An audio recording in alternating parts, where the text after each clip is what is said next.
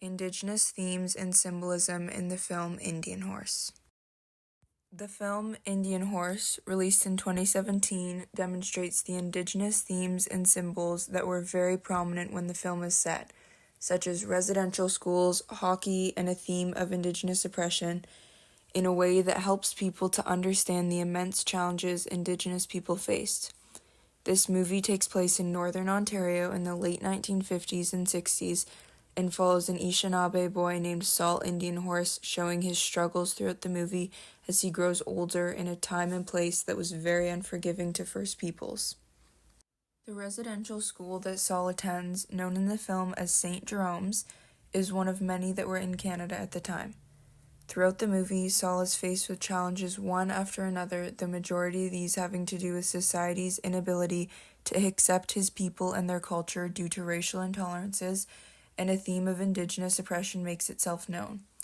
Additionally, the symbolism of Saul's love for hockey and why it resonates so deeply with him is representative of indigenous people's struggles to be heard and represented fairly in their communities.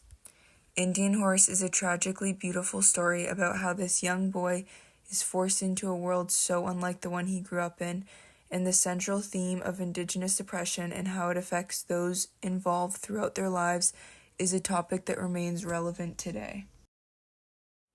The theme of Indigenous cultural oppression is integral to the storyline because it references how Indigenous peoples of Canada were treated in the past and continue to be treated.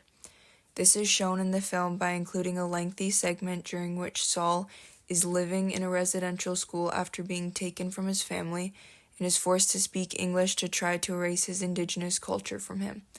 This is the first demonstration of this cultural oppression and includes not just a change of language, but also punishment for any mention of family back home or for participating in anything cultural that wasn't directly related to Christianity.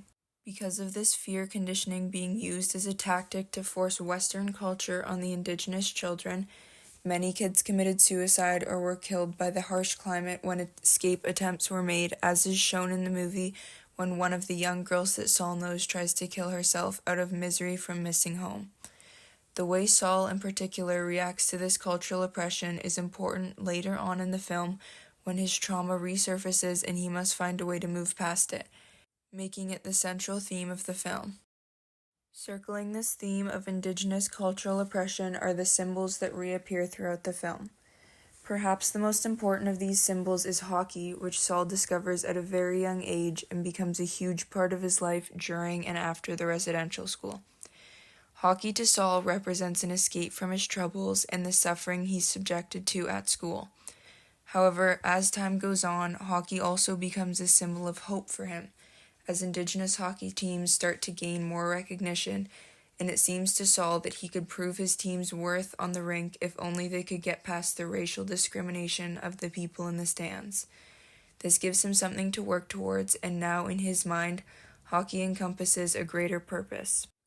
As it would anyone, however, the heckling and negativity from the spectators eventually drives Saul away from hockey, and it isn't until he confronts his trauma and makes peace with his past that he can go back to playing his sport. Hockey in this film is an Indigenous symbol because of the hope it represents to Saul's team and what they can do on the ice to pave the way for future Indigenous hockey teams.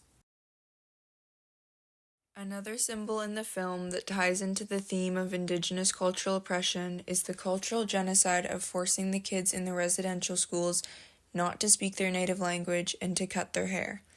These actions that the founders and workers of the school took to suppress Indigenous culture is a cultural genocide because the so-called mission of these schools was to basically remove all traces of Indigenous culture from the kids and to assimilate them into Western culture. This was done in a very forced manner, and the teachers of the school expected immediate results, meaning that reluctance to learn English or participate in class was punished severely. One of the first times that Saul experiences this cultural genocide is when he arrives at the school after being taken from his family, and they immediately chop his hair off. This is an emotional moment because in Indigenous culture, hair is seen as a connection to the land, and the longer the hair is, the more connected you are. So when Saul's long hair is chopped, he feels confused and upset because all he knows up to that point is what his family has taught him growing up, and these new protocols and rules that they have at the school are unfamiliar and unwelcoming. The final symbol that holds great importance in the film is Saul's friend Lonnie and how his changes throughout the movie affect Saul.